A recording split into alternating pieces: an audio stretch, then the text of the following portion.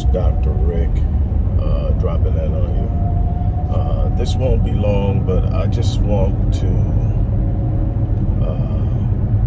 give my 2 cents, or whatever it's worth, on this thing. And, I'm going to try my best to stay on point. For those of you who believe in the work we do at the Odyssey Project, you know that we are doing a fundraiser and we are asking for your support. If you're not familiar with what we do, there's a link to our site in there. You can see the work we do in the community that we've done for years. It's been a long haul, but I want to talk to you about this OceanGate submersive submarine that went missing on Sunday, and now they're saying that the 5 people on board are presumed to have perished when the vessel imploded. I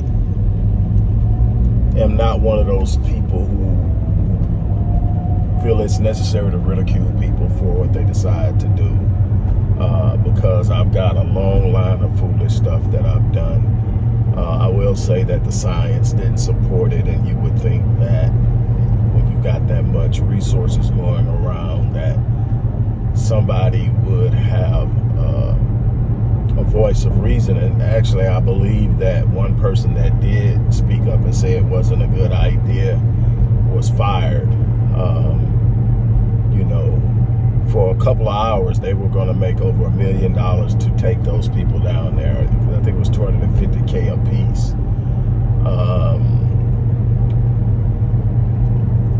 So here's my thing, though. Every day we talk on the internet, online. I post, I share about the people who go missing daily. And we talk about the fact that when black women go missing, in comparison to white women, hardly any exposure. And these people go missing every day. And please understand me, I'm not one of those people. I know that a lot of my brothers and sisters out there are going in hard on these people. I'm not that person. I'm not here to say that their lives don't matter. What I am here to say is look at how powerful the media is, because it's the media that made this what it is. If it would have just been reported 5 people missing, in a submersive, and that would have been it, some people had some comments, that would have been a couple of posts, but it became an event. And it became an event for a couple of reasons. Number one, there were a few white people on board. Number 2, they were wealthy. So when the first thing you learn, and you're going to have to accept, is that this society responds to money. Now, there's a strategy and a thought that should be provoked out of that, and I'll touch on that probably at another time. But what I see is just how powerful the media is. They told us, I can't remember the young lady who went missing after going on this around the United States tour in a van with her boyfriend or fiance, whoever it was, who ended up dead. And obviously he did it because he ends up killing himself later. That media coverage was off the chain. Now, my thing is,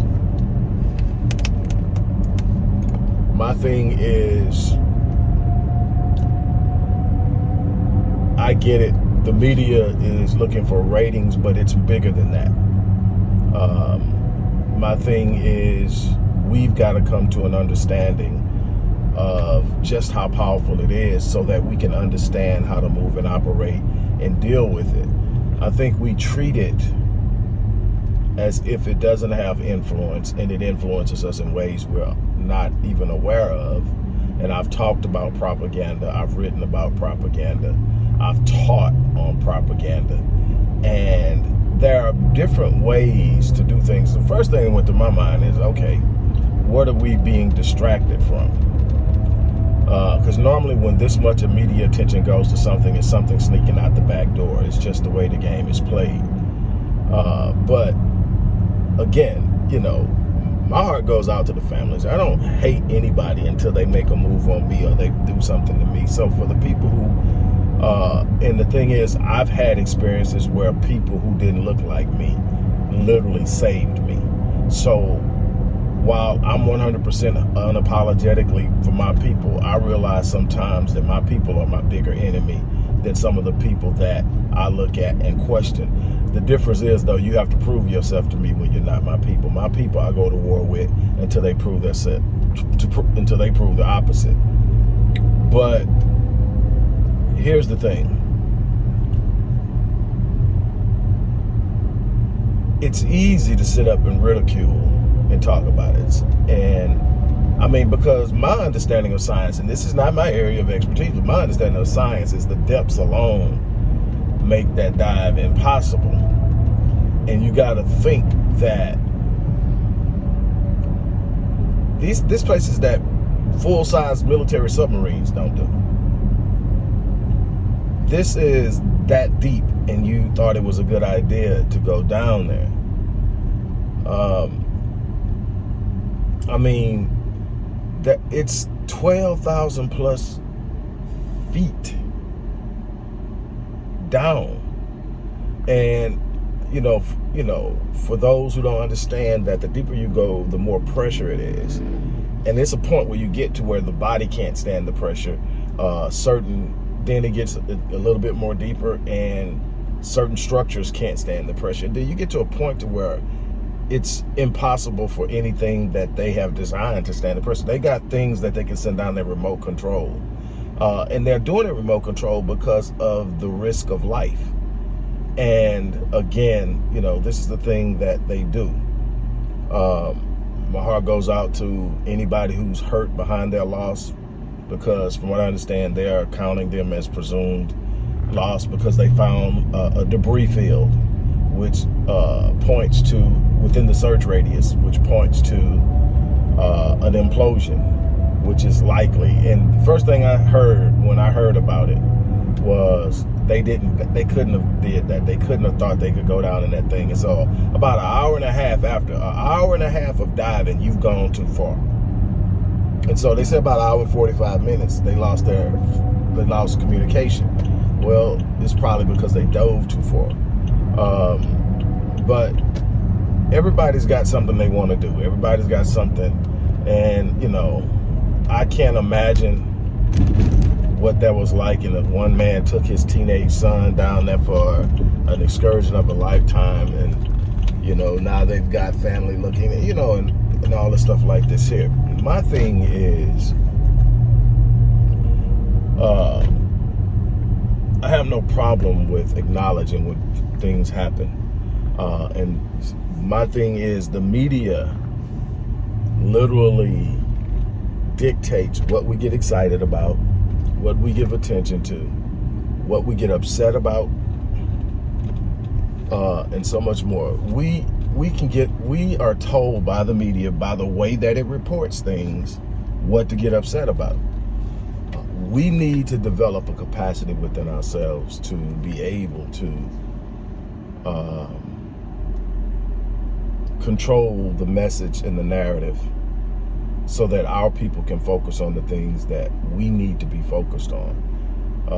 Again, this isn't a me diminishing what happened to those people. I'm about human life. And the only way I'm a threat to yours is if you're a threat to mine or those I love. I'm about peace. And the only way I'm a threat to yours is if you're a threat to mine or those I love. So the hostility that I hold towards certain people, certain groups, is because I've seen your hostility towards me and mine. But as a person who values human life, I also understand that in order for me to really truly be blessed in the things I do, I have to value lives other than mine, even though it may not be someone I relate to. One of the most difficult things is to see the value in other people, and it's especially important when you're trying to demand that people see the value in you. Becoming inhumane in my thinking and behavior doesn't make people behave more humane towards me. Being very willing to defend and to go all out assaultive to protect that which I do value in myself does send a message. But what I just had to stop by for is to ring that bell, say, pay attention to how the media does this. Now, this isn't the only thing. The media is constantly guiding the narrative of what we should be upset about, of what we should be paying attention to, of what's wrong, of what's right, and of what's patriotic and what's not, what is morally correct and what's not, and it's on and on and on, and we buy into it. We've got to establish our own sense of what's right, our own sense of what's valuable, our own sense of what's important. And on that note, we need to sit up and say, okay, this is what we're going to do. This is how we're going to move. This is what we need to react to. This is what we need to respond to. This is what we need to ignore. And again, there are far too many lives that go missing that are savable, that don't have that much money spent on the rescue. Think about it. 5 people. How much money do you think they spend to save those? I reported in Cleveland alone, 30 kids went missing in a 2-week period of time. How much energy and effort is spent on finding them compared to how many was spent on finding those 5 men in that submersive? I'm not saying they shouldn't have been looking for them, but I'm saying it says a lot about how life is assigned value in this world. And you know, I don't like it. I don't think that that's the way I want to assign value, is how much money a person has or their skin complexion. I want to sit up and say, man, a person is worth what they give to the world, and they should have an opportunity to give, meaning they should have access and opportunity as well as life and someone caring. So with that being said, look, I'm gonna get ready to get out of here. I'm going to wish you the best. I'm getting ready to go into the vitamin shop and then from there to the gym. You guys have an unbelievable remainder of your day. Don't forget, if you believe in the work we're doing at the Odyssey Project, look in the description box and donate. On that note, I'm out of here.